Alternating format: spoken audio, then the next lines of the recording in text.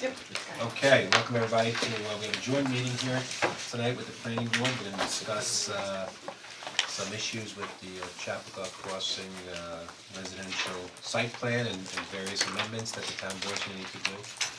So Sabrina, you wanna talk about some I'm gonna issues? turn it over to Bob.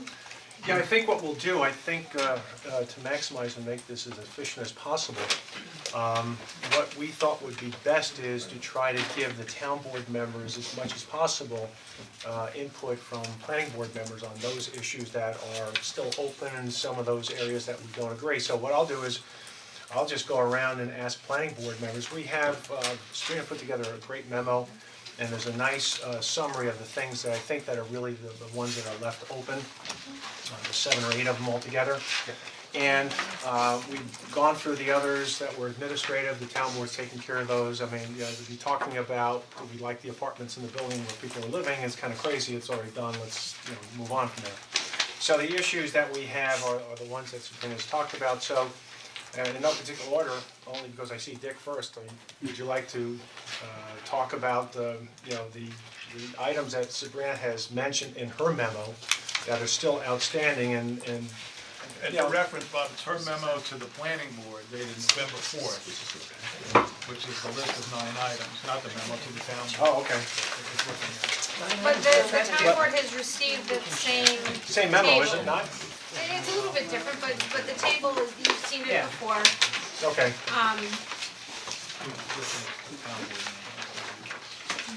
So there are 9 items Yes. on this chart.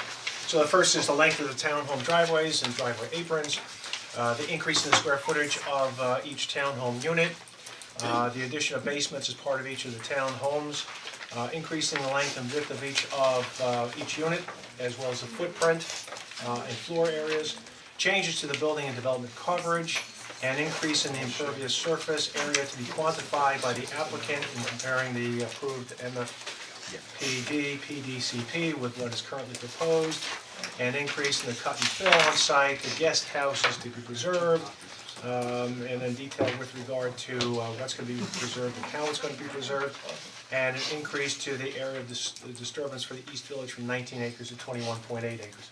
Some of these things really fall out because it's just an equation, it's just arithmetic. So number 9 just falls out, for example, because that's what happens when we've made some of the changes that I think everyone at the table has agreed to, including the applicant in connection to Chapac and moving some of the lines around. So some of these things just fall out, but I think the things that are really are the issues are number 1, number 2, number 3, number 4. Well, I can count up to 9 just to demonstrate that my math is still there and intact after all these years. But anyway, I don't want to put anyone necessarily on the spot. Does anyone want to start from the planning board? Because I've taken a pledge to shut up for a little bit, because everyone's heard me too much. So why don't we hear from others? Because I know there are some differences of opinion. I think the town board wants to hear what the reasoning is on those areas where the planning board may have different thoughts. But this is just for 1 through 7 now you're talking about, right? Yes. Okay. But 5 through 9 basically, you think of fallouts and Yeah, 1 they through fall out, 4. the increase in cut and fill, the guest house is a separate issue, obviously. Yeah, we unto may have to itself. talk about the guest Right, house also. it's separate, but the increase in disturbance is really a result of what we've been doing with the applicant. So the others really involve, I think, some policy issues and ultimately are decisions that the town board has to make. And until the town board really makes those decisions and enables the applicant to move forward, the planning board really can't take action. So it's very important for us to hear from you also in terms of where we'd like to go jointly. Is it safe to say that of the open issues, there's 2 of them that decision triggers many other things? Yes. So the basement is an issue with cut and fill. Yep. And then the units getting bigger, if they got bigger for an extra bedroom, or if they got bigger just because they got bigger, that impacts the driveway. So if we try to whittle it down to the real 2 questions, it's basements and bigger units. Kind of, Okay, right? yeah, And then that triggers fill, driveways, and coverage. So I think a lot of these fall out from those, yeah. Okay. I agree with that, and I agree that guest house is, that can be moved along. Yeah, separate I issue. know Gray Williams would prefer something much larger, and, but I think the key building there, in my estimation, is the guest house. And even though it's in 4 different rooms on 2 floors, I'm sure there's some use that can be made of it. In regard to the basements, to me, a lot of these units are very big, and I can see how people would just build a partition wall, make another bedroom, and do other things in the upper floors. Down in the basement even, it has windows, few, and you have rooms there too, and I don't know how to set this up so that we have something reasonable for the developers to do, but at the same time, we have a mechanism that makes sure that we don't have, let's say, ill-informed people who take over the units a second or third time, doing things that just they shouldn't be doing. And so that's Well, I think the applicant has offered, in connection with that issue, various deed restrictions, HOA restrictions that would limit any kind of addition or something happening in the basement other than just an open room, and precisely, against bedrooms. So they've offered that in our conversations, some of us think that's persuasive, but there are some other issues that are still out there, and again, so I'll shut up. I'll try to shut up. no, we're fine. Well, I think personally, I think the basements are fine, and if we can limit them to no bedrooms, then that's what we do. The fact is, if they're empty nesters are gonna live there, they're gonna either want the space for recreation or for storage or for both. I think the basements are very important. I guess my point of view is that I don't have any problem with the basements. It seems to me that we've got, I think I said this before in one of our meetings, we have basements all over town that people are either using or not using for purposes that either are or aren't within our zoning code, and we don't go into people's basements. So I don't see why it would be appropriate to, I don't want to say penalize, but to make special considerations for this particular development in these particular homes. It seems to me it's not really that necessary. If, however, there is a homeowners association that chooses to do that, which is essentially outside the town's authority to, then I think that's fine if that's what they want to do with their own homes. I have no problem with that. I don't know about that, I mean, just think about Sarah's house, when she sold her house and her basement had been done up as a quote-unquote rec room, which it was not supposed to happen, right? When they did the listing, they could not list that space as usable space. That had to be taken out, so my feeling is if there is an HOA restriction at the point of sale, then they could not actually list it as an extra bedroom or an extra this, it could have to be counted as it is towards a finished basement. Well, I understand that, maybe there's something that can be worked out after a period of time, so that if you set up the HOA, then at a point in time, there's an agreed upon inspection and see what issues exist and see at that point in time whether things can be either better codified or eliminated. To Greg's point, the more basements we have, well, I think there's almost every building has a basement, then there's more material that has to be removed off-site. And that's more truck traffic. Will all go out onto 117 because it's not allowed, we don't want any of the trucks being anywhere near the school. So I think you're raising another point. These are linked, right?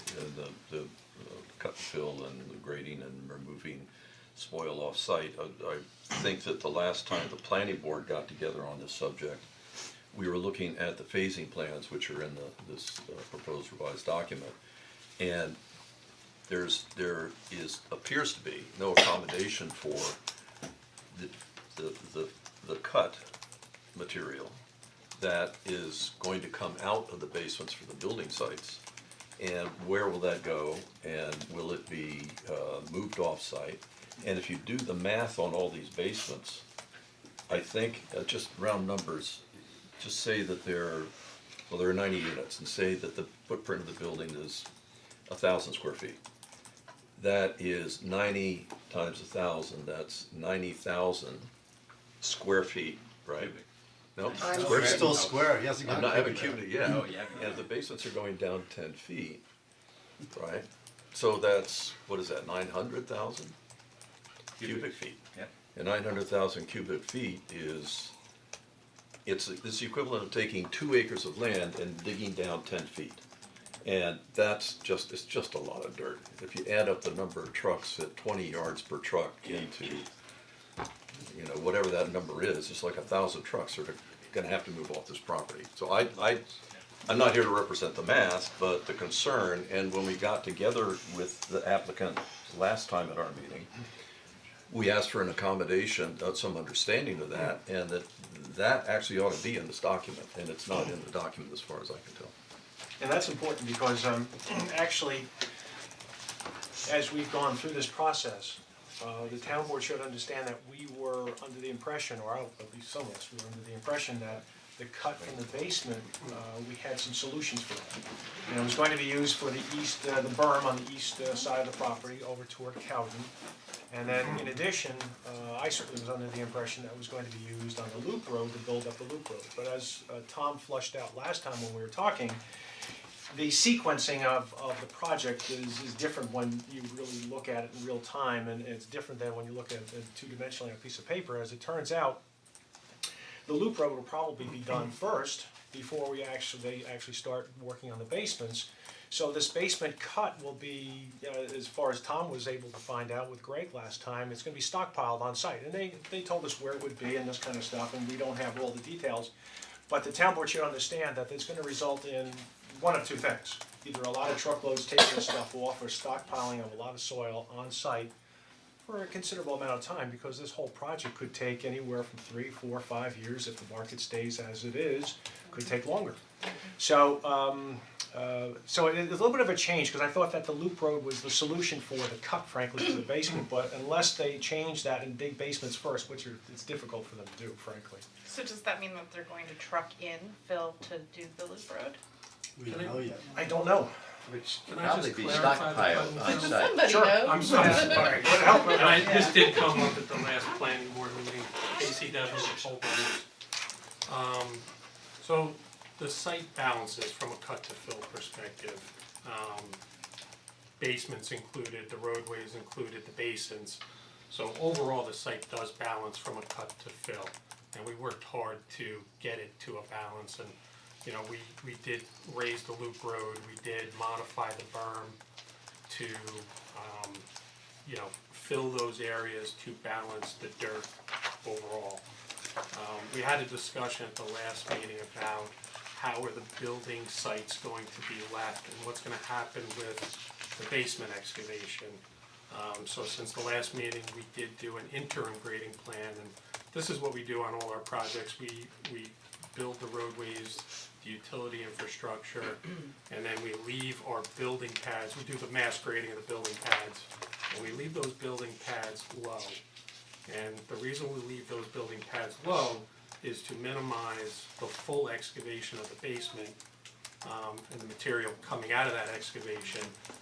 And that material that comes out, the intent is those spoils from the excavation get flopped onto the lot and used to bring the building pad to finish grade. So we've done some more homework since our meeting 2 weeks ago. We do have an interim grading plan, and Matt had an exhibit to show how to demonstrate the cut to the fill from the interim grading to the finished grading. But that's how we do it everywhere. We don't like to double handle material, we don't like to leave it to the home building operation to have to export spoils out of the foundation or to bring back material. So there's some fine tuning of that plan to be done, but the way we see it, it balances. There was some concern about the berm being constructed. We thought, just the nature of the site is a little tighter than our other sites. We may have to have a spoil area, but we can complete the berm construction with the road and utility work. So we think it works, and we can provide those plans on our next submission, but the intent is not to truck Right. material off and truck material back on. So I'm not getting it, but I'll look for it when you send it in. I'm sorry, I'm like unable to do the math. in my head. Basically, they're saying that everything that they dig out of the ground, they'll be Yeah. able to use somewhere else No, on the I got that site. part of it, the digging, Yeah, the leaving it alone, The problem is that the drawings don't represent that. Right, it And needs that's to the great represent that. concern. Will. And they The have to. drawings, the Okay. drawings show final grade, what we're talking about is an interim grade. So it's sort of a rough grade of the building lots, before home construction actually starts, so. But I think what we're hearing from the applicant, there are other issues on the basements, we should talk about those, but in terms of a cut and fill, what the applicant is telling us, and we'll have to look at the plans, et cetera, is that it should not pose a problem in terms of creating some sort of new issue for us with excess soil that they have to either truck off or not. So somehow, some way, this will work out on site. So I think if you're concerned about basements from the standpoint that it's gonna create soil problems, I think it can be, we think it can be resolved with an And if you appropriate don't, plan. and if you don't, somebody alluded to this before, if you don't have basements, then you need to bring in all that soil, you're gonna need to bring in the soil. That's right, if we don't have basements, the site no longer balances. So the site would be short on material and we'd have to import material to meet. But if you I just don't have know basements, you may No, I not don't. be raising the loop road, and you may not be making the berm was before the bigger, right? So the basement. basements and the loop road and the berm all kind of went together.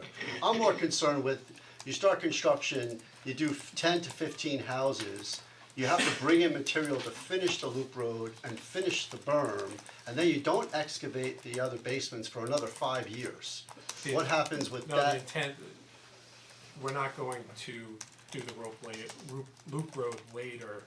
This is all You're gonna gonna be do the- done, this right. is all gonna be done at once. So where's the material coming for the road and the berm if you don't excavate basements? It's coming, we're artificially lowering the grade around the unit Okay. 3 or 4 feet. The building pads will be left But how do you low. build the loop road and the big berm if you don't excavate the basements to get that material? Yeah, Delay- they're partially delay the, excavated, uh, instead of a 8-foot Oh, so you're gonna do like excavation. half of 91 basements? That's what he said. Delay the berm. That's right, Oh. and it's not just the Okay. building, it's the surrounding area. And then, so then if you never build, go if to you back never up. build, are you protecting all those openings in the ground? Yeah, Permanently? They'll be protected. Okay. well, that's, I don't know what protection means. I mean, these are They'll- details that we still need to work out. They'll be stabilized, there'll be They're not provisions open- for I think drainage. the confusion is they're When you not talk open about holes. lowering Right.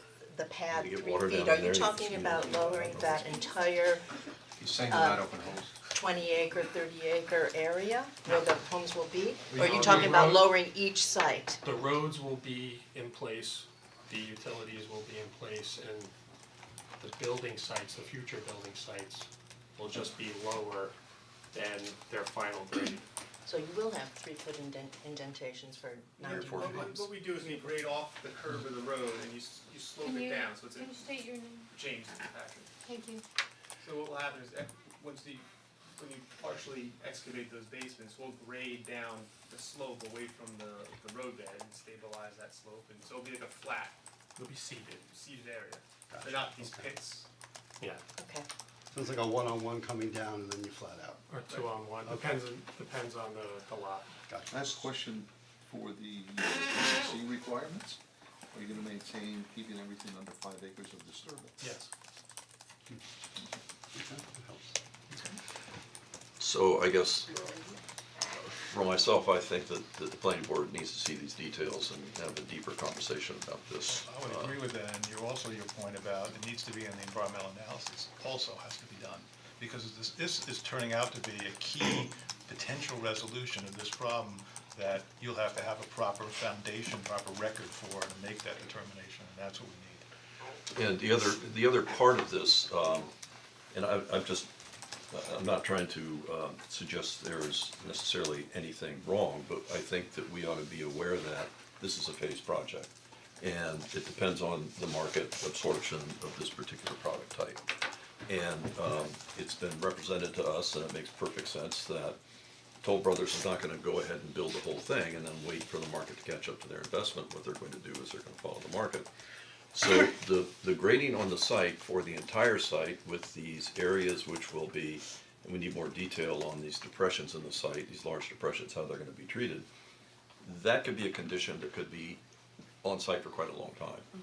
And I'm sort of concerned about what are the interim phases of this property and how long do they project in each interim phase for how long the property be sitting there in this sort of half-constructed condition. Why are you concerned? What are you concerned about? Like the aesthetics of it or the drainage I associated am concerned, with it? Or- I'm concerned about the maintenance of it, I'm concerned about the drainage of it, I'm concerned about all of those things, I'm concerned about whether it's safe, because I've lived next to a construction site when I was a kid, and I got in big trouble when I was a kid doing it. Well, one of the issues So, of that. but, I'm sorry, one more thing is, and I'm not suggesting that Toll Brothers is gonna have this problem, but there are conditions in markets where all of a sudden, it takes a long time for the market to catch up to the product, right?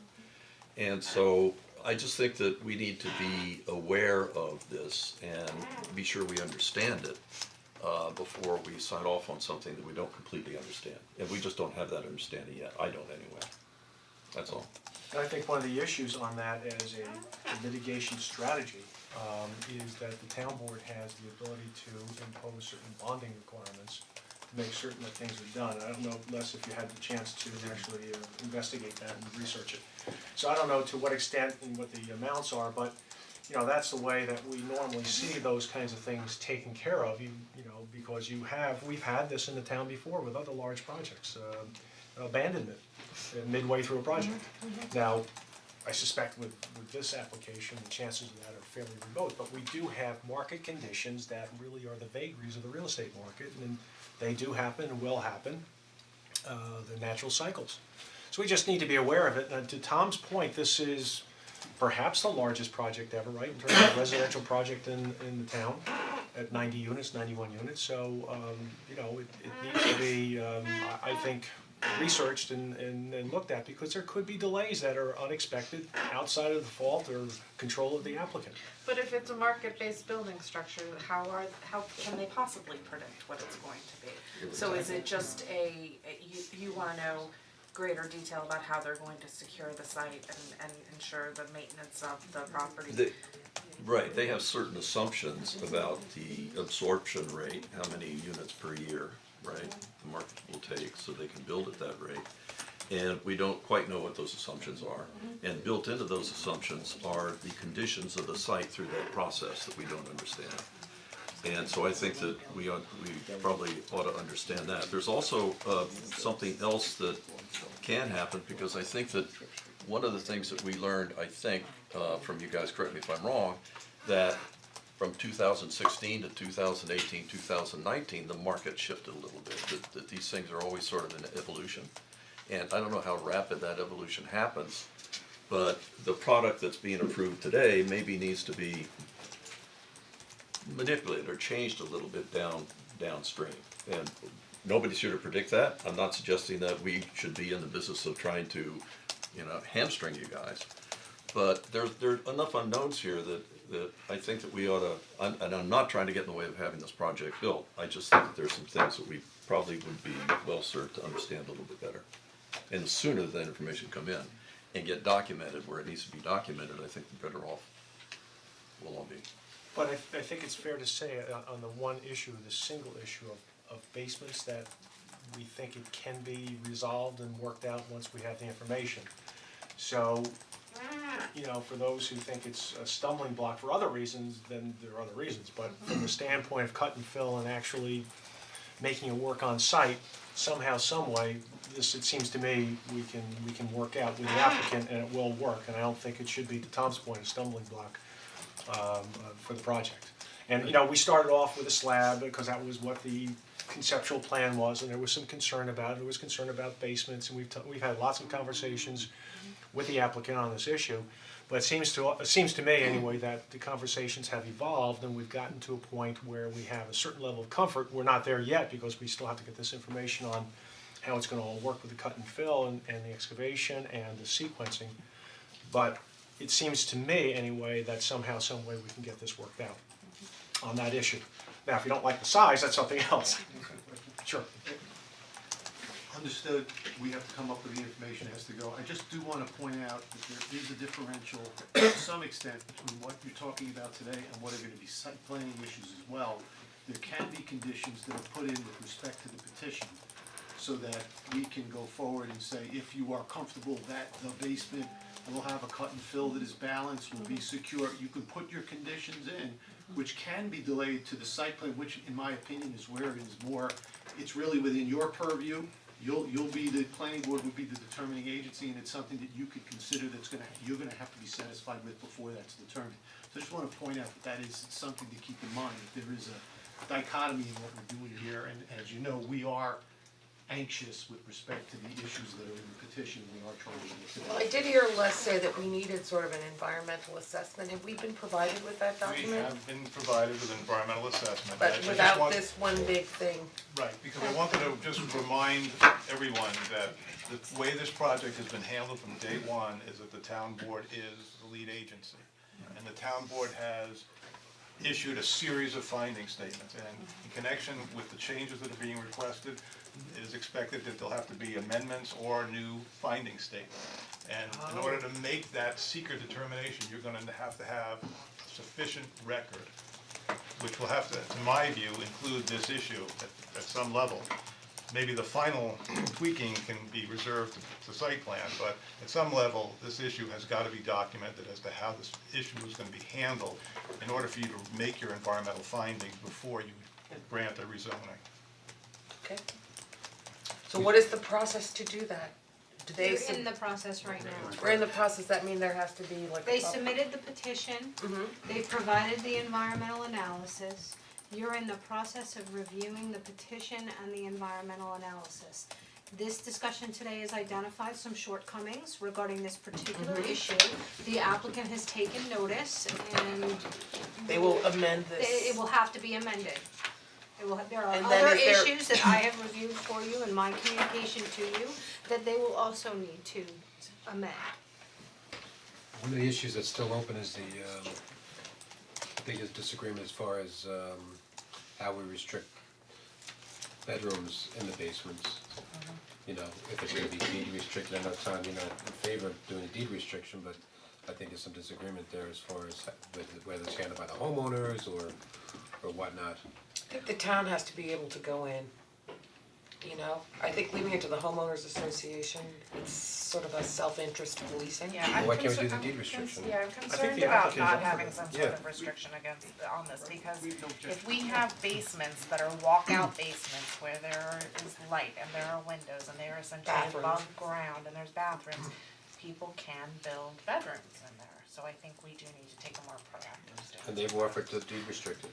There may be room for both a deed restriction and an HOA, because there may be circumstances that the HOA may be able to go in and do inspections that the town would be restricted from, so.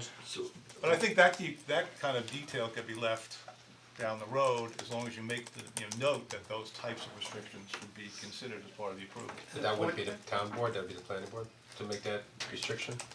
I don't care personally who it is, I'm just wondering, when you say down the road, is that part of the site plan or would that be part of the finding statement? That's really It could be Yeah. either way, Condition of both. yeah, it could be both. You can impose, we did not object, I just, point of information, there's no walkouts in the basement. Oh, You okay. don't have that, it's all internal to the home. Okay. I just want you to know what's on the plan. But you could still have the same situation, I think, no matter what. I'm just, wanna make sure everybody's on the It same. would be a mitigation measure as part of your finding statement. So just so I understand this legally, the deed, the deed restriction is, it's different from, the zoning's already in place to say that you can't have any more bedrooms than are approved, right? So the deed restriction is layered on top of that or next to that, is that just merely a device to alert the homeowner? That zoning says, and the deed restrictions say that you can't do this and therefore they are less likely to do it? Or does it also give us a vehicle to go into basements? It depends how we draft it, but who's gonna be enforcing the deed restriction? Right. And that we haven't discussed. I think it's the former, let's be honest. But not only that, what it does is That's it right. affects the market value of the house. So to a certain extent, any kind of incremental investment, you know, needs to be traded off against the future market value of the house. The extra bedroom is worth, what, 10-15%? Practically speaking, a homeowner could say, I could read that zoning ordinance, I could never figure out whether I could have put anything in my basement. But the deed restriction is in the chain of title, it's black and white, and there's really, even if they're allegedly ignorant, there's no defense to it. So that's. There's no difference. And just as importantly, I think, and I completely agree with what he's saying, the next person that comes in to buy it, the lawyer is definitely reading the deed. They don't all read the zoning, but they definitely read the deed. And if you're buying it and you know there's something illegal in that, it's gonna impact the value, you're gonna have a discussion about it. That's why we recommended it, because it's not gonna get hidden that way. So the inspection issue is a different issue, but the issue of having people do what they're supposed to do by having it in the deed, it's very clear that that's their obligation. And anyone coming in to buy it is gonna know that as well. So just in general, so the footprint of the house is 1,000, I don't know what it is, 1,000 square feet. How many, what is the square footage of the house that's just gone from like 2,500 to 3,500? I mean, Well, that's a different issue, so we, 2,200 to 2,500 is the average of the, correct, is that the, you had it written down, an average of 22 grew to 25. Please clarify, it's the square footage, not the footprint. Correct, the square Because people have been confusing Square footprint and footage square of the footages. Right. so the footprint difference, Mark, what was that? Hold on. I think the footprint was like So 100. unit size, you had this, it was 2250, average went to 2556, and you're saying that does not include, that did not include the basement, and the average basement was how much? it's gonna be 1,000 square feet. Yeah. Yeah, so you're taking the house from 2,500 to 3,500 square feet. From 2200. You know, basically 1,000, so you're increasing it by 40%. We're also increasing the tax. Well, that's my Well, question to maybe. Sabrina. It does increase the tax base if it's finished. Yeah, that's, you guys had the foresight to tax these as individual homes, so I'm sure your assessor will figure that out. Excuse me? They're fee simple. He's already given us the numbers, that if they're finished, the basements, it increases the taxable assessment. But it wasn't significant, I don't remember it being. Thank you for Yeah. clarifying, so it's a very large Across the board. increase, and 1,000 square feet, that's big. But as I understand Can I it, just ask you a question, is it, I mean, and maybe this also might help with the fill, but do the basements need to be 1,000 square feet? What they said in the other meeting. Condition square footage on the first floor. I mean, a 600 square foot room is enormous. Well, it's not all gonna be finished, what they said is that half, what you said, what percentage is finished and what's unfinished? Yeah, there's some portions of it that are mechanical space and storage. Right, but I'm assuming now that you've moved the mechanicals, if you only were on slab before, the mechanicals were in the main building, were on the first or second floor. Toll Brothers has never designed a home to be on a slab. No, I understand, but in the original plan, you had X We number of. don't associate with, we did not study the original plans, like, we grew these from the ground up to be our homes. as you, I think you advised us that finishing the basement is an option for a purchaser. So for the most part, these will be unfinished, and then if they wish to have it finished, it's an extra. Yeah. But most, yeah, I think you can expect You most know, people will, really. yeah. Yeah, well, it's And does they it finish increase the for number you. of bathrooms in the house? Typically, yeah, so when someone's looking to put entertainment space downstairs, they want a bathroom down there. But we There's did invitation discuss for only bedroom half right there. bathrooms. Exactly. Is it half bathrooms or is it full bathrooms? I don't recall that being Oh, if you get it. resolved when, remember it being a topic of discussion, but I don't recall it being decided on one way. I think our response back was we would restrict the bedrooms, but didn't see a reason to restrict that. Well, we Well, you also say- talked about restricting bathrooms, and we had talked about no bathrooms in the basement, just a wet sink. You said it's has not been a topic of conversation, but what do you guys do? I mean, what do you? Both, we'll have an option for both, whether somebody wants to have a tub down there for some Okay. reason, or if somebody is happy with just a powder room, and we have two different options and. Okay. Yeah, they have a gym, they have a sauna, they want, you name it, they do it. And how would it affect things, I mean, I'm not making a judgment one way or the other, but if it was just a half bath? Look, it would restrict, some people would wanna use that space downstairs, if they wanted to put a gym down there, and they wanted to have a shower in their gym, they wanted to have a sauna in their gym, I mean, that's a pretty common, that's not uncommon for us to do. It's also if they have grandkids and you expect them to sleep down there on a pull-out couch, and they would have their own bathroom, their own space when they come over. It doesn't necessarily mean that there's gonna be people living down there, 24 hours a day, 7 days a week. I don't think we can necessarily assume it's just empty nesters. Well, no, you can't assume it's just empty nesters, but it's gonna be targeted towards empty nesters, so I think it's a pretty good assumption that there's gonna be they could probably tell you, Toll Brothers, exactly what they expect. I mean, this is their business, They're not doing this out of philanthropy. They expect to make money, they're gonna target it to people, and they're targeting it to empty nesters. Yeah, I mean, I would assume this would be a 2/3, 1/3 split at a minimum, if not more heavily weighted towards empty. Wait, let's say that again, Two-thirds, one-third, what? two-thirds empty nesters, one-third young families. It's by the pure definition of, right, you may have somebody who's, 50, that hasn't quite crossed over 55, and then you have one kid left in high school instead of having, but yeah, I would expect this to be, 2/3 if not more. It's all right, I get it, the ratio's what is, but it is a very highly desirable school system with a no maintenance environment. The one thing I pointed out before, I'm sorry I'm late, Why do you say no maintenance? Because they don't have to mow their lawn or. But they have to rake- pay They have maintenance to, company. well, you have to pay your landscaper anyways, it's, you yourself don't have to organize it. Just clarifying. Yeah, I call that no and maintenance. this is not to say it shouldn't happen or should happen, and one of the things that I pointed out before is, according to the school district, 443 students at Grafflin, 394 at Roaring Brook, and 413 at West Orchard. That was 18-19, pardon me, 19-20, 479 at Grafflin, 406 at Roaring Brook, and 423 at West Orchard. So clearly, the enrollment at Grafflin is by far the greatest, which this would impact. And there's already 2 5-student sections in kindergarten and first grade, which I know as a Grafflin parent, there's been issues about maintaining those 5, making sure there's teachers for 5. So, and we could look at the class sizes too, which are by default obviously larger at Grafflin.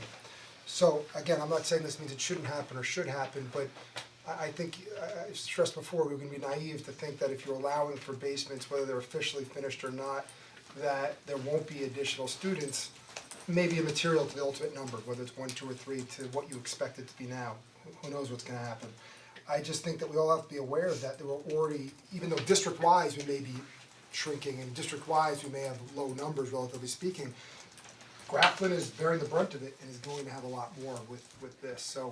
We don't connect basements to children living in homes, it's never Right. come up in a past approval. I mean, bedrooms, absolutely. That may be very true, but the reality is, how many of us maybe at some point lived in their basement I because have we wanted 3 to be kids, there. I wouldn't want any of my kids sleeping in a basement when they're in elementary school. Yeah, but you weren't an elementary school age.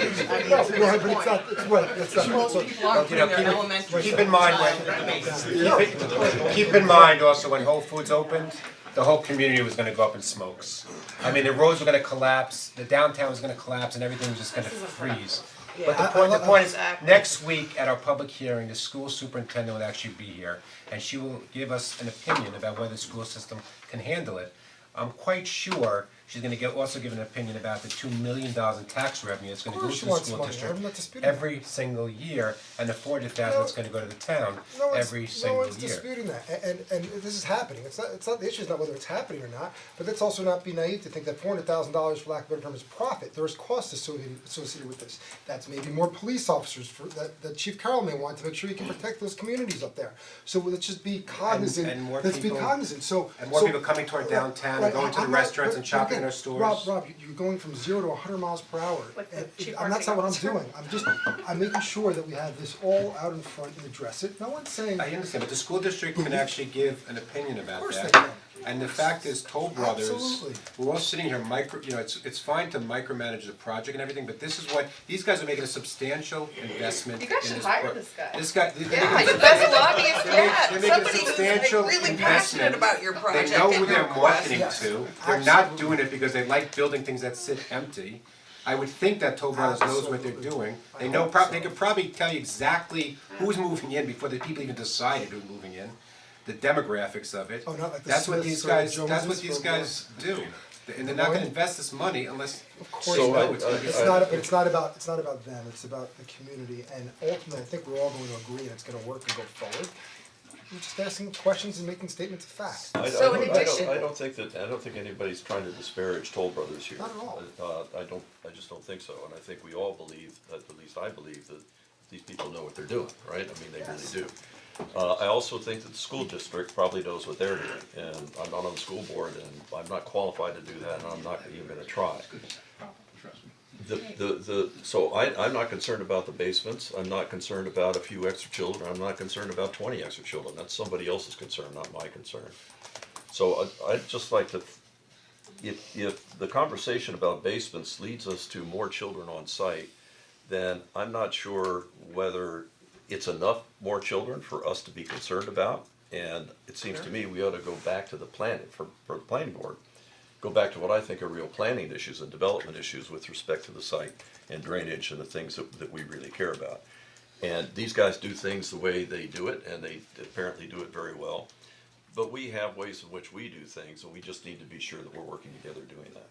No, I think that's a good segue, because I think we talked about the basement stuff in terms of what the planning board would be involved in. You guys would have to make your decisions in terms of the political issues, in terms of schools, et cetera, and be comfortable with that. Well, I would be comfortable with the deed restriction on the homeowner association, that would be. So if the house went from 2250 to 3250 square feet, and then you're also asking for a larger home, I think I see here, increase the square footage of each townhome No, unit. that's all included That's the in the set. basement? That's no, it's the basement's part of it, Okay. and that's part of it, it all adds to that number. But so Right. it's not actually making the building larger, thereby shrinking the driveway? The building's They got are a little bit bigger. bigger. Gotten a little bit more.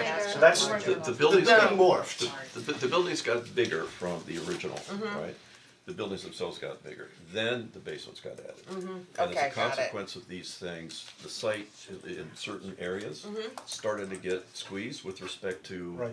where the Wallace Auditorium is. Mm-hmm. And that, I think, I got this process, let me just, I think what happened was, then there became a design solution for this, planning solution to this, which was shorter driveways Okay, and alleys. okay. And they have represented that they've done this before, but and that it works. But I know that some members of the planning board have a real concern about whether it really is gonna work. Okay, But it all gets back to the buildings getting bigger. yeah. So I mean, that's really, if you look at Sabrina's memo, you're looking at, numbers 1, 2, 4, 5, and 9. They're all interwoven, as we said right from the get-go. So now we just go into the next thing, which is the size of the buildings have grown. The footprint's grown, the size of the buildings have grown, and as a result, as Tom just said, other constraints, we bump up against other constraints. The roadways are narrow, but we've talked, look, the planning board's talked to emergency services, we've talked to the fire department, we've talked to, Bob Cioli's looked at this very carefully. Look, these roads they will not operate like real roads all the time, and they're not designed to, and there's not going to be traffic. To go into your driveway, you're gonna have to cross over the line to go into your driveway. And the bottom line was, we didn't think that was a major concern, because the traffic is gonna be so minimal, the speeds will be so slow, that we understood in this kind of a development, it's okay. But you guys have to understand, the town board's gotta, make that decision as to whether or not you're okay with that increase in size of footprint, size of the building, and some of the other constraints that occur. Some of us are concerned, about these, size of these driveways. This is an unconventional layout in terms of what we normally see, what Toll Brothers normally does. They have done, some of these, but for the most part, as far as I can tell, 80, 90, 95% of what they do is with so-called conventional driveways, which are anywhere from 13 to 20 feet long. That's what the initial, plan that we had showed. And some of us are concerned that when you have something that's only 8 to 13 feet, that people will still try to use that apron, it's just the way we operate here, and whether that's really gonna work with sight lines when we have some of these other constraints. So, and there's some folks who, on the planning board, who think it's absolutely perfectly correct, it's actually what we asked them to do, to work with the constraints. It's an appropriate planning device, and ultimately, we're kind of split on it, and ultimately, it'll be thrown to the town board for probably a decision. So I don't know where we are in terms of a vote, but I personally asked for, a snow plan to see how that was gonna work, because they were saying that we're gonna use the parking on the street, we're gonna use the parking in designated areas, and then we asked, well, how's that gonna work? Does everyone have to get up like the city at 2 o'clock in the morning and move their cars so that they can plow? Is that reasonable? Is it practical? They've indicated that it works in other places where they've done it. So they have information and evidence where it does work, or has worked. In climates close to ours, if not identical to ours. And so it's a balancing act, so I think really Tom and Greg should talk about the short driveways and how they think it's appropriate and consistent with what we were looking for, what you were looking for, with this plan.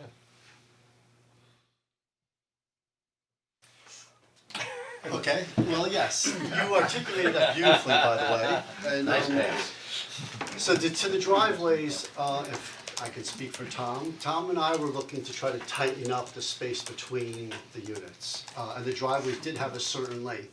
And when the buildings got bigger, it tightened up that space between the units more, and it made the driveways shorter.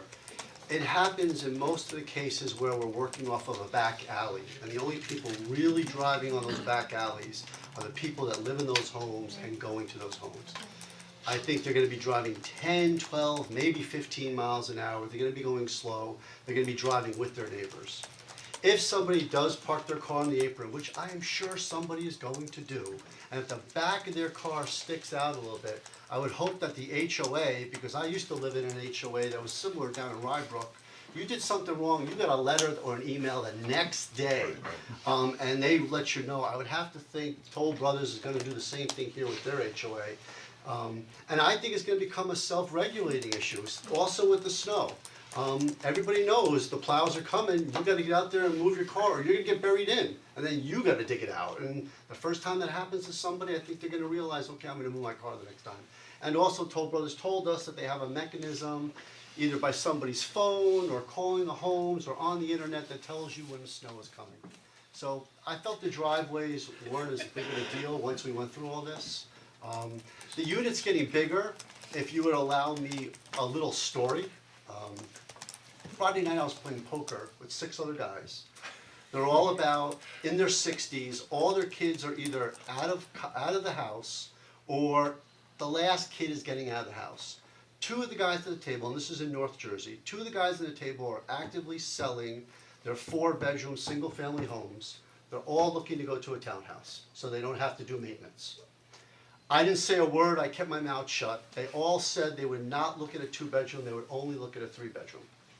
On the way home, I'm driving back with the guy that lives in Briarcliff, and I just said to him, you know, what were your thoughts about that, 2 or 3? And his last kid is in college, and he and his wife are looking to move out in a couple of years. He said we would never look at a 2, we'd only look at a 3. The 2s are just too small. With all the stuff we all have in our houses, when we go down to a 2-bedroom, you can't fit it in. And they're all of them are said 3 bedrooms, they wouldn't even entertain a 2. So Just as a little anecdote for the table. I have 3 sons, and they have, wives, and we have great grandchildren, and we want them to come home for Thanksgiving. Right. We wanna get the family together.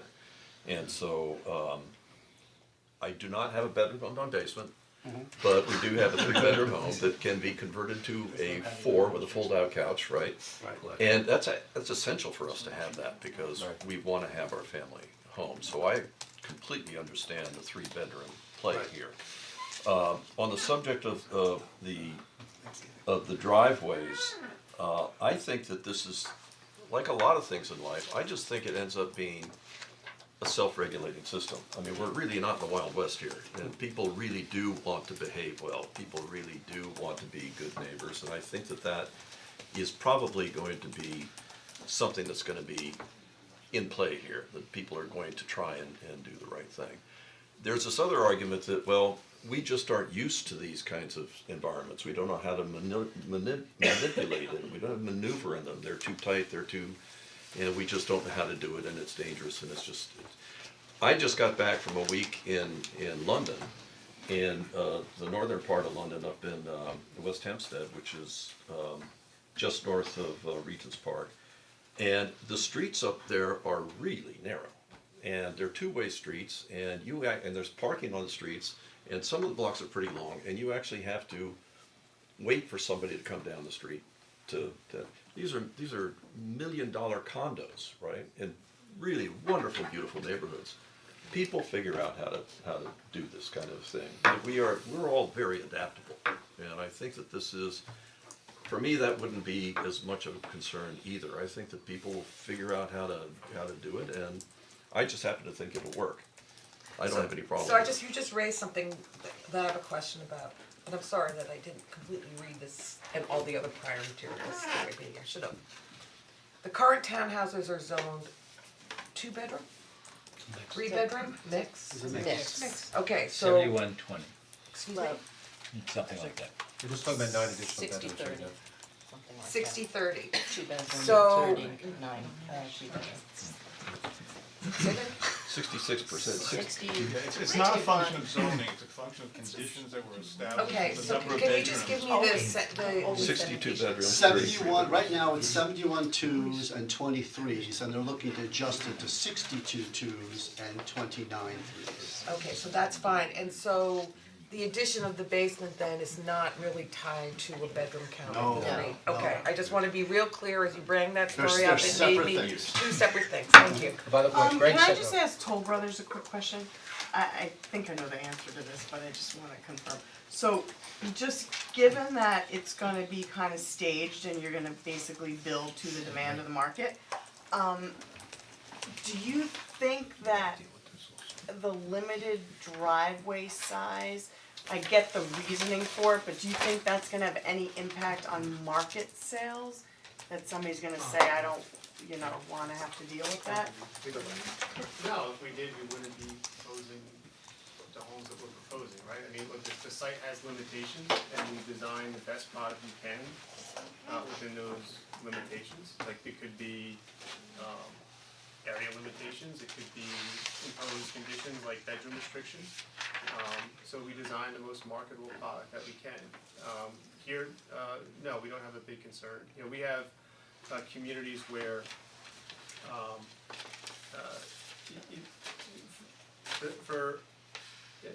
we look at parking spots surrounding the driveways. We've incorporated additional spots off the alleyways that would allow for additional vehicles to park. Again, given the market, that because there are a lot of 2-bedroom units, you're gonna be dealing with people who predominantly have 2 cars in their family. And it's also as far as like downsizing, there are just realities that come with downsizing, right? You're going from a 5,000 square foot home that could maybe have a 3 or 4 car garage and, a 300-foot long driveway to something that's more maintenance free, that allows you to age in place, that is more walkable, and these are the trade-offs. We're confident. It's also important to note that they are designing 2-car garages for every single unit. Right, and I was gonna mention in there, we also made them wider. In your meeting, they made us make the garages wider to make sure that you had very comfortable garages, More for 2 cars to be able to fit in there. Less uncomfortable. Well, it's certainly large enough, especially if you're not storing stuff in there, which gets into the basement issue and all that. But what I wanted to point out also with that is, your zoning code has us zoned, and you have a very heavy zoning code on parking requirements. We have to meet the parking only counting 1 space inside the garage, even though there's room for 2. So in other words, we're meeting your zoning with only 1 car inside that garage, and we have off-site, we have on-street parking to satisfy the zoning. So that doesn't even count the other 90 extra parking spaces inside those garages that are going to be utilized. So we have a lot of parking on the site. But I agree with Greg also, I mean, I actually lived in a condo once also, years ago, and you sneeze the wrong way, you get a letter, usually the same day. So I think they're very good at policing each other, especially when they're all these empty nesters that have a lot of time on their hands to do just that. Good point. So I guess the next step is they need to submit it. About how long do you think it would take to get to the next step? Ask them. Yeah, that's up to them, and then, again, the other issues in terms of impervious surface, it increasing, it's just an equation, it just falls out from the things that we're talking about and doing here. So it's really not a change, it's just a necessary result of changes. But they're not in the wetlands or anything like that, the DEC is gonna get involved, cause you know how they feel. DEP is involved. Oh, it is? Oh, yeah. If I may bring up one issue that came in at a later date, I know that there's been last minute changes regarding the layout of the units, particularly moving units that were to the west of the auditorium, moving them out to the east, closer to the residences off of Cowden Lane. You've all received comments from a neighbor who was very concerned about, I guess, the caving, if you will, because of due to the slope, which there isn't a lot of information in the environmental analysis regarding what that impact would be, but I think it's prime for you guys to discuss that because we really haven't explored a lot of how that affects those property owners, and that property owner in particular who has submitted comment to you. Yeah, and it's not just that, it's also sight lines, they don't wanna be in their backyard and now see your home. So was the berm that you were talking about gonna take care of that? In part, and actually, I think during the course of construction, it will actually make things worse because we're adding soil, we'll be clearing some trees off until we put trees back on. So you're going to see perhaps a little bit more visual impact initially, but the idea is that the berm will take care of some of the visual, and that vegetation will take care of some also. If you look in this document, my own personal view is that some of these visuals that they have rendered here from Cowden are unrealistic, in that the trees look like they're 200 feet, the applicant, the trees look very tall, and the buildings look kind of short, and it's really perhaps the other way around. So, I mean, they've done a lot on this, and they've worked with us on this, but, you know, you're gonna have impacts. So The berm takes care of a portion of Cowden Lane. The particular letter you received was regarding a property owner that is located beyond the berm and further towards the development. If you look at the map, Tom, if you wanna kind of hold that map up. So in this map, you have, these are the additional units. We extended it because this group of townhomes was closer over in this area. It was two we extended. Right, this has been extended. This has also been adjusted. These neighbors are concerned due to the elevation from their backyard and the quick incline up to where the platform that these units sit with these units over here, that they're gonna be in a hole, if you will. Okay, and so their request in their letter was to relocate some of these units, potentially in this direction, to separate the distance of the unit from the property line. Because there's topography here that slopes down towards their backyard that's very, very steep. So even if trees were planted here, it would not make a difference. If they planted trees on their property, it would not make a difference. So they're asking you to examine this, and we really don't have enough visual. And would that be a water drainage issue, that they're gonna They're get more concerned flooding about in their drainage, backyard? they're concerned about drainage, but they're also concerned about the aesthetic of their property being in a hole. If I This could, is a change from what we've seen before, so it really requires analysis. Correct. Yeah, It's got a so- topographic. so this is the proposed plan, and the Cowden Lane home, I think we're concerned about is this one in this corner right here, right? So what's happening is that you see these dark lines, this is a berm that's gonna be built, right, as a consequence of the grading, and there are other reasons why that's being done. But prior to that, without, the topography really is a gentle slope this way, so these people actually are looking across here without having this berm there. And now they're feeling like they are being trapped in a corner here of, I guess they're saying. Yeah, They're being trapped in a corner here with these steep slopes coming down to their property. And I can imagine why they should be concerned about drainage and the visual aspects and so on, so maybe we don't have the analysis yet that. Yeah, we don't have the analysis. No, this was a fairly late change in the, Well, you know, making Well, room if for we the do chapter. the analysis, let's also The see how genesis far of the they change are, though is because the house is auditorium pretty boundaries far. that push them. Yes, oh No, yeah. it's not that. And is there anything to It's almost a do- football field away.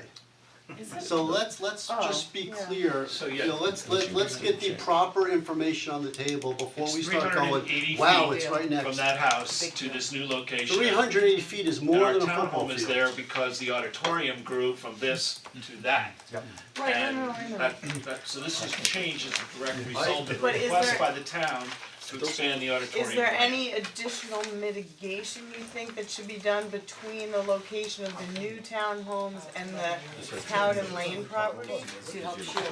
To help shield it? Can I, again, They will sorry to also- repeat, we're happy to look at that during the site plan process, where the units will be located, et cetera. We've been open to all of these things, we'll work with the planning board on it. Right, it's a late change, but it is 380 feet, we work on it. We don't think respectfully that it's an issue that has to do with partition. And does the berm need to be like? If you have to change the Just for clarification, I don't think that those units have moved more than 10 feet from the original plan. I think that the units that got But the relocated are over here. massing of the unit is different, they're larger than they used to be, they're No, bigger, but- they're No, more that's not the- bulky, but- right? but I that's think not that's the their change. concern. No, they're not. I thought they were concerned about the fact that the more units are there. The more units, just the overall aesthetic, given the changes that have concerned. There's a 10-foot difference in the location of these drawings. I don't think it's just the location, to be quite honest with you. But is it What's the what's different now? I'd have to read their letter again, Tom. I mean, they had several different points in Okay. their letter about what they wanted to see happen. That's fair, that's fair. I don't wanna misrepresent them, they all submitted their letter. But Leslie, Yeah. would this be something that would be part of the analysis, just to? Well, the analysis, yes, but the problem is that if you decide to start tinkering with the units and the location of the units, we're gonna be back here again for another amendment for the PDCP. I think- The whole idea was to try to get the location of these units set so that the town board could act and then the planning board could take care of the details after. Yeah, I think we have to be careful about not going way back on decisions that and conversations we've already had. Right. And I haven't read this letter, but it occurs to me that the primary concern that these folks may have already been in the grading plan and in the site plan already, and maybe they're just coming late to the table with their concerns. So it'll be a site plan issue. These units here, they're not here, that's the most annoying. Alright, so what's the next, The next thing is really the guest house. so, Cause the other thing is number 9, increase in the disturbance, and again, it's just a mathematical number. Block U. That's what they're concerned about. Block U. It's the farthest end. Yeah, it's the one that I think would make me nuts. It's which one? This one.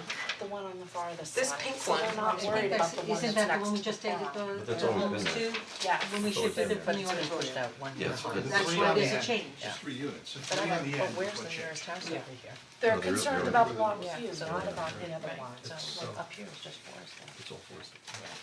alright, so with the guest house, and Ivy and I actually toured the guest house, and I've heard from Tom DePaul, and, I mean, this is the summary that, you know, it's, and Gray will be here next week for our public hearing, and I don't wanna speak for Gray, but, you know, what he relayed to us was, you know, I was basically saying to him, you know, we gotta try to compromise, and they're willing to preserve the outside, but they're gonna need to gut the inside to make it part of the usable clubhouse, and they're gonna incorporate it and preserve the outside. He basically said, well, preserving the outside doesn't really help so much, it's the inside that needs to be preserved. Now, preserving, so then I said, listen, I don't wanna speak for the developer either, but for what's been relayed to me, I said, well, then their other option is they just leave it as is and work around it. Because using this, preserving the inside, it's not going to be suitable for their clubhouse. And he wasn't happy with that option either. So, you know, the bottom line is, seems to me that there's either, you know, 2 options, which is one, you leave the and by the way, I spoke to Nick as well today about it, and as far as the finding statement, there's 2 options. One is you leave it as is and work around it, and the other option is that it gets adaptively reused, exactly what happened with the cupola building, which is part of the finding statement. The finding statement says you either adaptively reuse it or you leave it as is. So and they're proposing they'll do either one of those things. But what Gray is essentially asking is that, no, they want you to leave it as is and use it as the clubhouse, and that doesn't work.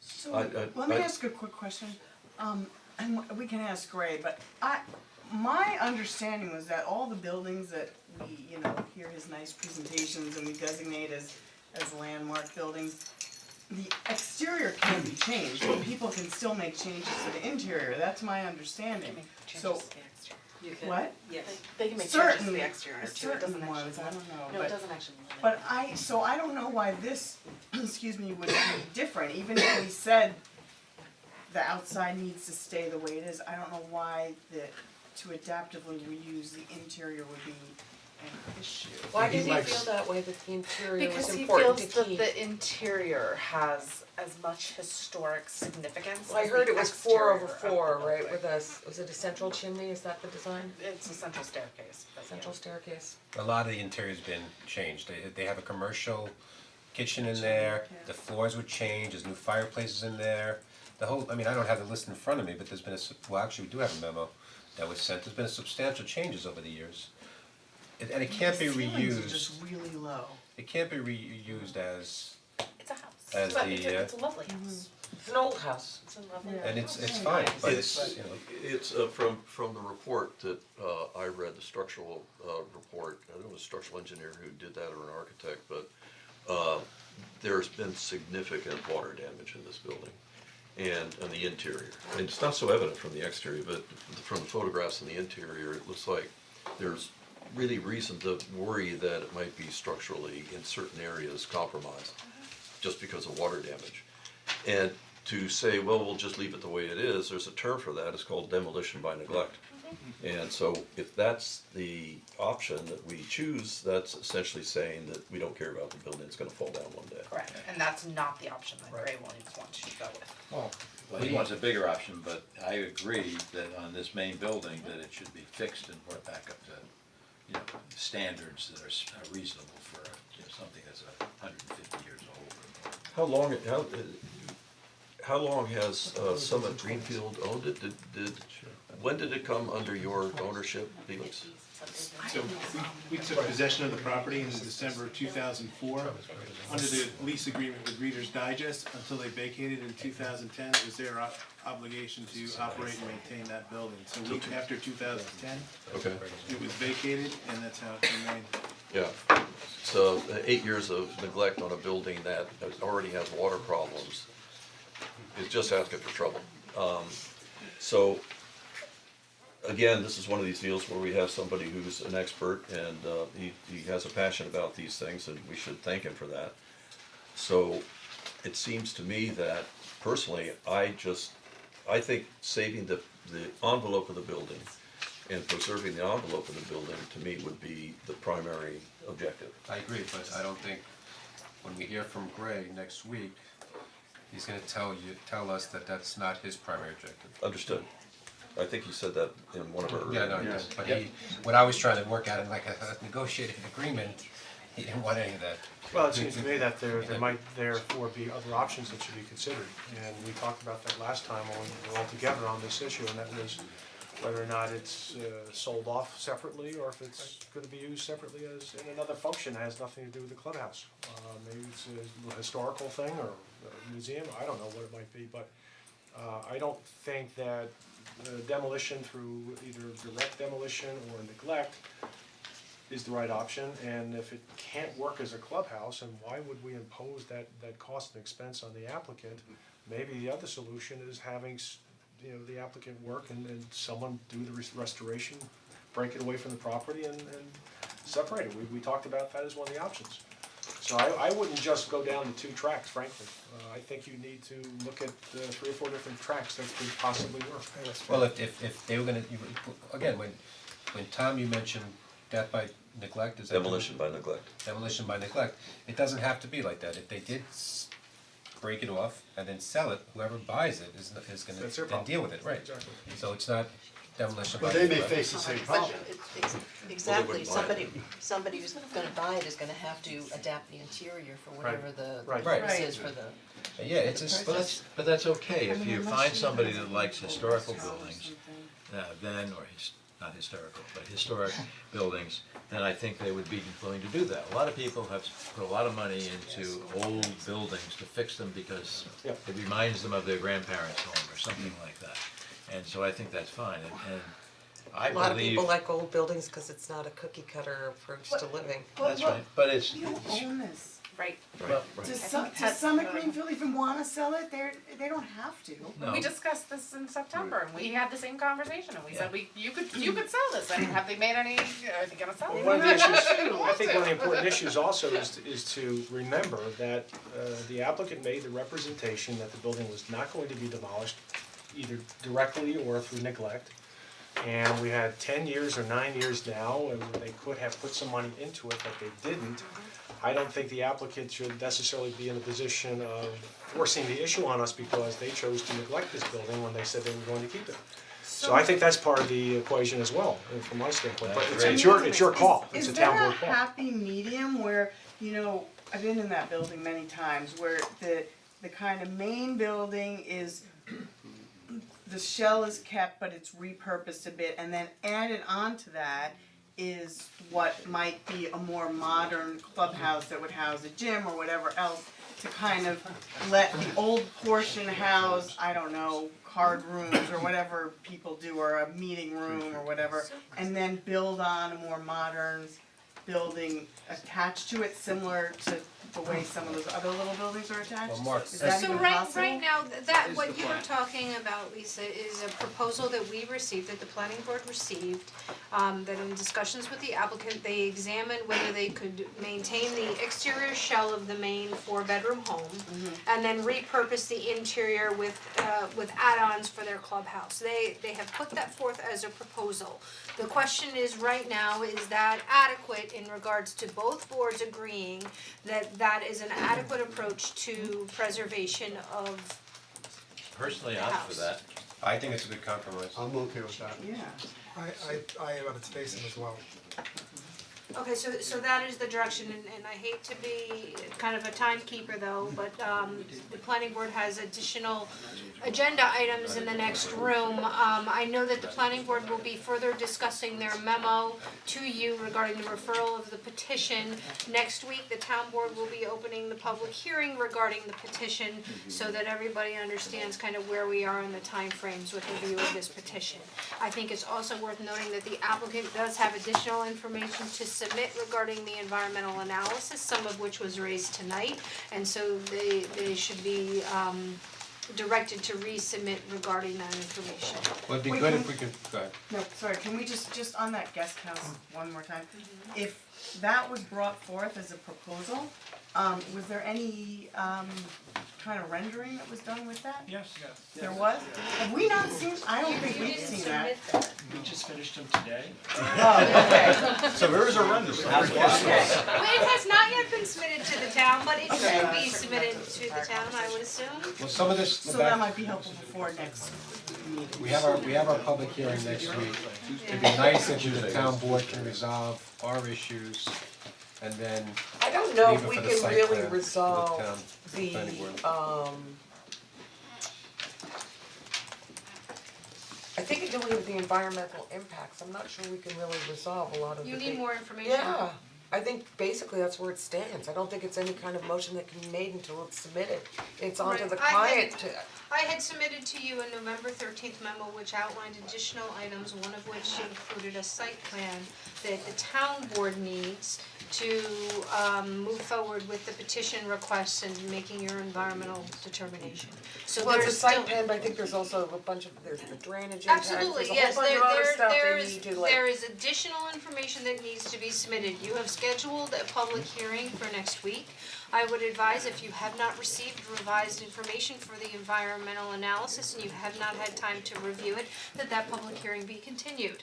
Because you should not put yourselves in a position where you will be having to make a decision without adequate information. Okay, well, I would request that the staff and the applicant get together, get us everything we need, so we're in a position to move forward. It's been 2 years to the site plan, the planning board is still working, but let's try to chip away at this process. The other issue, I think, Les, we had some timeframes on us, and what we wanna do is dovetail and make this and coordinate with the next, town board meeting as well. So Les, I think you had some different dates for. Well, I think we were concerned about having, the original request from the town board was to have the referral memo by November 25th, which is a Monday. There's still some open items, I don't know that we're in a position to do that, to meet that deadline. I think we would need a little bit more time, I'd probably the benefit of being able to have a chance to further discuss this tonight and then have a memo prepared for the board's next meeting, which they could adopt. And then hopefully in the interim, we'd get the missing information, so it would be a more informed memo. So we're really asking for, our meeting would be on December 3rd, would be by the end of that week. So- Well, December Thanksgiving 6th, I coming up and all this other kind of stuff, but I would really wanna have a review of the impacts, you know, if we're gonna go into a phased approach and you're gonna have the grading and the grading affecting the drainage and all of that other kind of stuff. Like, they can give us that material, but somebody's gonna need to be able to at least, in a public presentation or even to the board, in the nice way that the planning board does for us, in sort of a straight man's English in a way that's sort of understandable about what the impacts are, you know, Yeah, the explain it. applicant will need to submit the Explain it. documentation. And I think it's an important part of the referral memo, because I think the issues that we believe they'll be resolved, but before we say that they're gonna resolve, I think we wanna see the See the material. proof. Yeah. Well, the more we can keep on narrowing the issues, the better. I think this meeting is productive to do that. Yeah, no, I agree. And that's progress too. So, you know, if there's issues that are open, we should point that out too in a memo. Right, now, yes, are there any, before we leave, are there any specific issues from town board members to planning board members about any of these issues that we talked about? Is there any burning issue about cut and fill, which we just have gotta get out there to us? I think it's honestly. We don't usually hold back. But cut and fill really, I don't know, it often suppresses conversation, you'd be surprised. And those are the issues that you guys deal with. You know, with these joint meetings are great, and there are some issues that we have to revise our findings and all that other stuff, but I mean, you guys, I also don't wanna be put in a position where we're stepping on your toes for things that you guys have expertise and years of experience working with. You know, these are not our issues that we usually deal with, cut and fill and things like that. No, that's true, Not degrading them, just saying, it's just, you know, it's, you know, you're. I did that on purpose, for the record. Another great. Nick is so proud. It's taken a number of years. Right, So, exactly. okay. I did it by accident, it's a skill thing. Yep, so I guess, Even I'm excited about that. so we'll retreat and go into our regular meeting. Okay, Okay. thank you, everybody. Thank you. Adjourn or just, do we have to do anything? Well, we're not adjourning, We're gonna have a Ordinance one hearing's continuing, so we're gonna.